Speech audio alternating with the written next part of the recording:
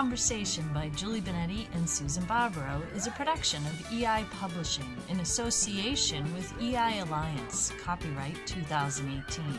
Visit eipublishing.com for more.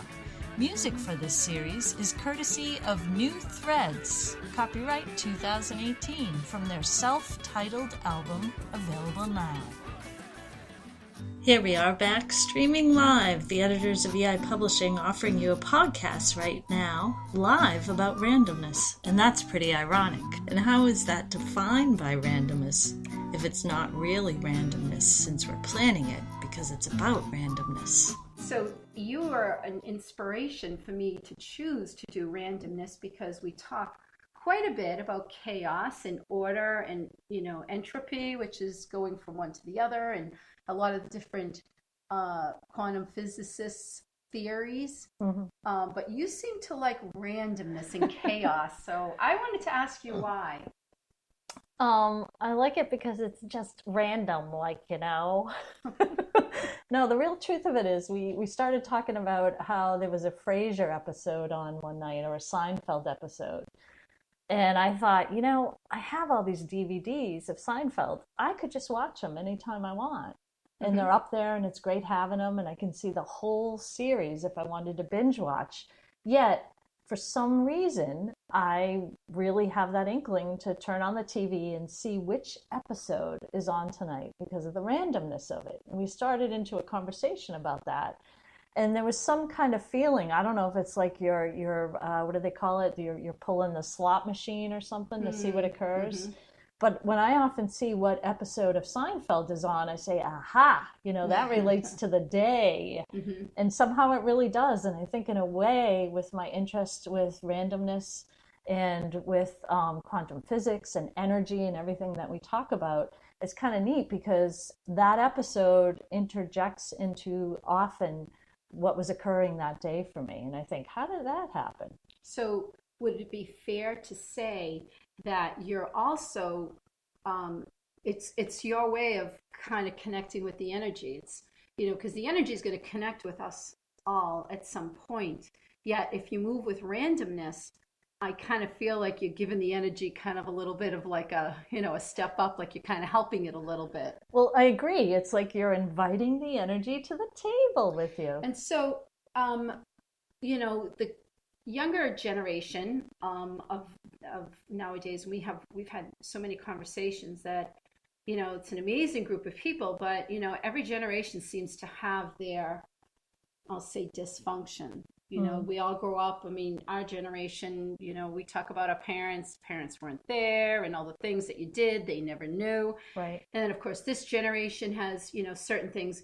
And the reason I mention that is that the ability to have randomness nowadays is not like it used to be. I mean, because like you said, binge watching. Right. You can sit down and you can happen to just pick, I want to watch, like you said, Seinfeld or Frasier or 30 Rock or any show that you want. And you can sit down and literally watch every single episode. Right. Or open up to, oh my gosh, I love this episode. Whereas, like you said, sometimes you have a bad day. If you sit down and you're like, oh, I just kind of need to debunk from the day, you put on the TV. And if it's, Seinfeld, whatever it is, sometimes, I've had, because I don't know Seinfeld as well as you, yet I'll hear it and I'll be like, Julie, did you hear? This is what he said. Did you hear that? That completely relates to what we were talking about. I never heard that. And you'll be like, wait a minute, I didn't hear that last time. And you go in and then, you'd want to go to whatever. But sometimes it's the randomness that is really the energy's kind of supporting and trying to help you if you're working through a problem or you're trying to figure out something or you whatever. It can help you out. I agree with you. And it's funny because sometimes latent within the randomness, there's some randomness where I'll see an aspect of Seinfeld and I'll say, I never saw that part before, whether it be the ending. And I get that sometimes whoever's broadcasting it sometimes cuts it where they want to or whatever because it's in syndication, yada, yada, yada. Yeah. Yet, I think about with binge watching, sure, you can sit there and you can really be in the story, you can be in the characters, you can be in the environment, but there's not a heck of a lot of randomness to that. And you can actually overlay that to your day. If you do the same things every day, what's random? So that even relates, I mean, we started talking about binge watching, but it also relates to, I'm not going to name different, but you can listen to any music you want at any point during the day. If you have a subscription to any of the, the, what do you call it? The apps or anything. Apps that have, that play music. Right. And at that point, you can listen to anything. And so the randomness, I was thinking about that even for, new artists that are, radio's going away. Right. I mean, traditional radio, I mean, hello, we're doing this, right? And it's like the radio is the randomness of catching something and saying, oh my God, I can't believe I just heard that. I was trying to get information about whatever. Where am I going to find this? And they just said on the radio, so-and-so's having a sale, and you can get, the randomness. It's actually an interesting concept. And so, of course, that's why, when you said you want to do a live broadcast or do we want to record it, I'm like, it's going to be on randomness, so it should be random. And whoever catches it, catches it. Who doesn't, this will be, up and you can go back and search for it. But, it's fascinating when you think about energy. And yet, I guess the truth is the energy is going to speak to you one way or another. And that randomness is going to come up and come in. So if you have a generation of people who are less comfortable in chaos and in uncertainty, and randomness is something that they kind of irk away from, they would prefer things to be more, expected. They have expectations. What does that do for you? You kind of fall into that space of needing everything to be just so. Right. And being able to work with the quirks of the day, of the year, of the event that you're in, of whatever, becomes, almost an insurmountable subject. Feat. Yeah. You can get trapped in order, which is kind of funny, because if you're, chaos is what usually everybody runs away from. And if you're, embrace chaos, a lot of entrepreneurs, they say embrace uncertainty and chaos, which is part of their drive. And that gives them that extra boost to kind of, fulfill their desires and their dreams. Yet a lot of people run from chaos and they want order, but that's the natural order of things, is to move from chaos to order. So it's going to move anyway. That's just science. I know we've talked about it. It's in our books. It's in what we know. And the funny thing about it is, if you take it and you even apply that in with binge watching, it's interesting to watch, because and not to pick on, young people or people who are doing binge watching, but you're addicted to your phone often, and you're texting and you're tweeting and you're putting, images on Facebook and whatever, Instagram, blah, blah, blah. And yet you have this show on that's complete order, so you're pushing yourself into chaos, because there's a little bit of disorder in all those applications, and you're kind of almost playing a little game with yourself. So you might wonder, I don't know if there are any science studies done, but I bet there are, where attention deficit comes from and all that. They've been diagnosing that, but the other part of that that's interesting that you mentioned is, if people aren't comfortable in uncertainty, then, when you develop who you are and who you want to become, it takes a lot of dedication, whatever it is that you choose to do. Grow a company, become an artist, a writer, whatever it is, a cook, you want to go to school. All of that takes a little bit of time and a little bit of patience. And in that time, time is really the precursor to order and disorder, because it's in time that you feel those two huge gaps. And if you're going for something, you're going to grow a company, you're going to have ups and downs. I don't care who you are. I'm a little bit older than everybody out there. And, with anything that you want to do, no matter what it is, there's ups and downs. And you know what? When it's on the up, it's great. But when it hits that down, that's when uncertainty comes in. And for people who are uncomfortable with that, how do they find that place within themselves to give them the drive to push through it? And that's really a lot of what it takes in this world to be yourself.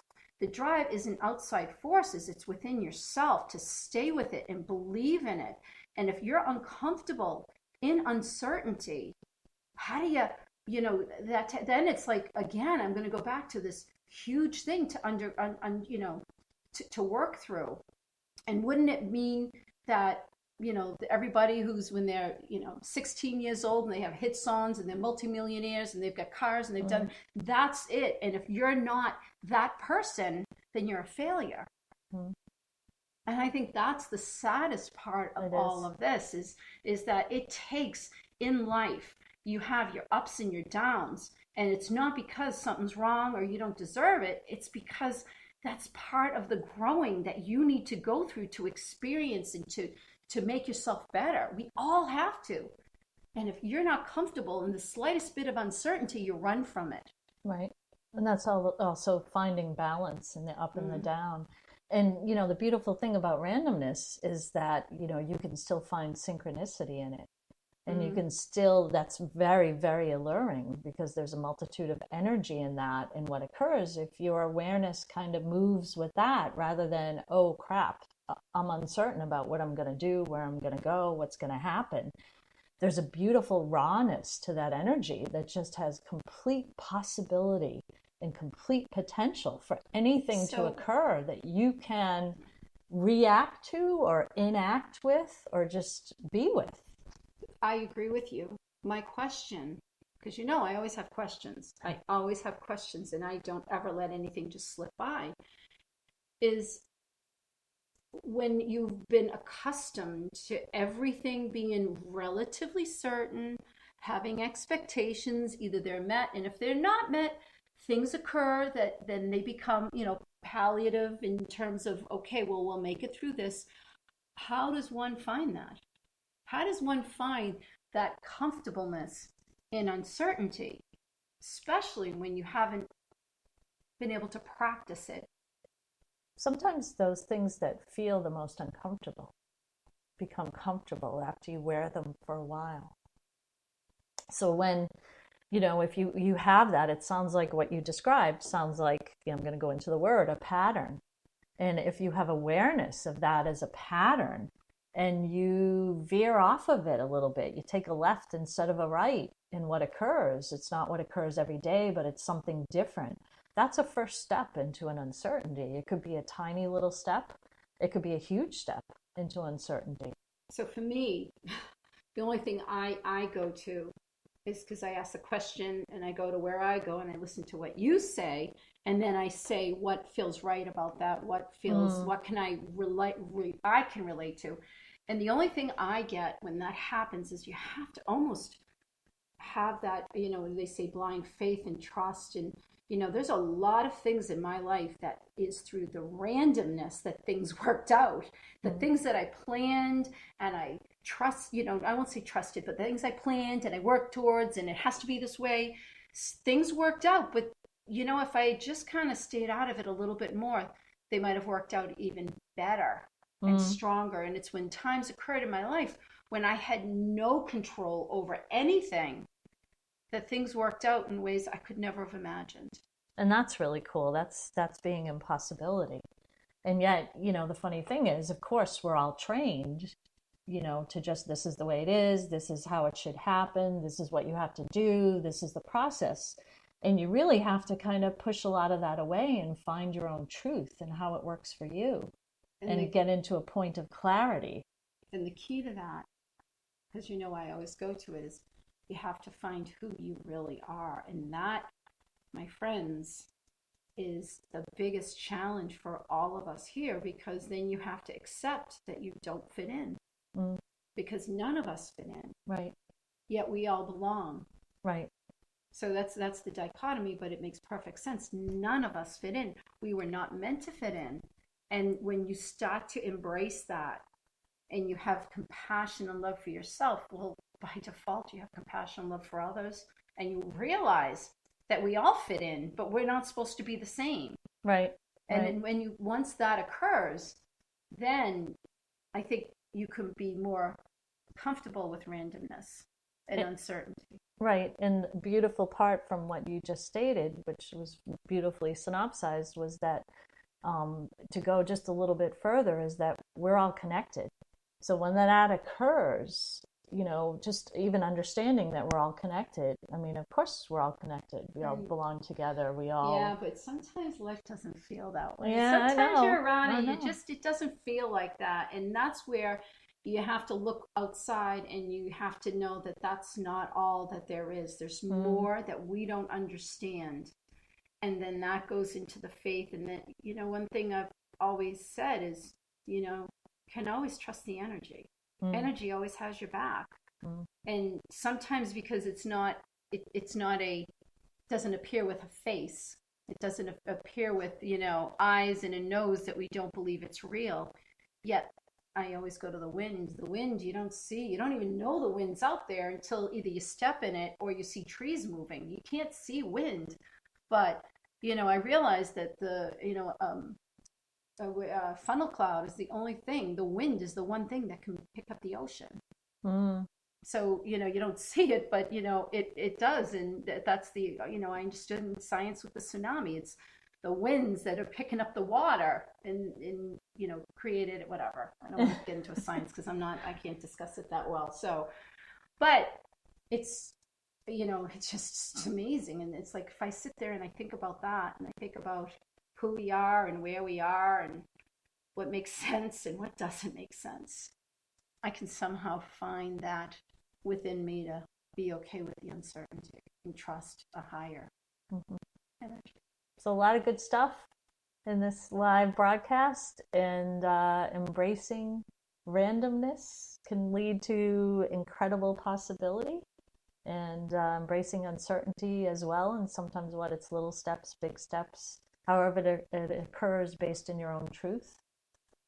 And so we're going to be talking a little bit more about it, and maybe it won't be so random. We'll have some scheduled shows too, but thanks for listening, and I hope you have a wonderful, chaotic, random day. random day. And go ahead over to eipublishing.com and check out some of our other entertaining podcasts about energy, about the Kabbalion, about lots of interesting things, right? And we'll have more. Thanks for joining us. This has been a production of EI Publishing in association with EI Alliance. Listen to other episodes and visit eipublishing.com to find more energized podcasts and books. Find New Threads' self-titled album, New Threads, on iTunes, Spotify, Bandcamp, or at newthreads.us. Thank you for listening.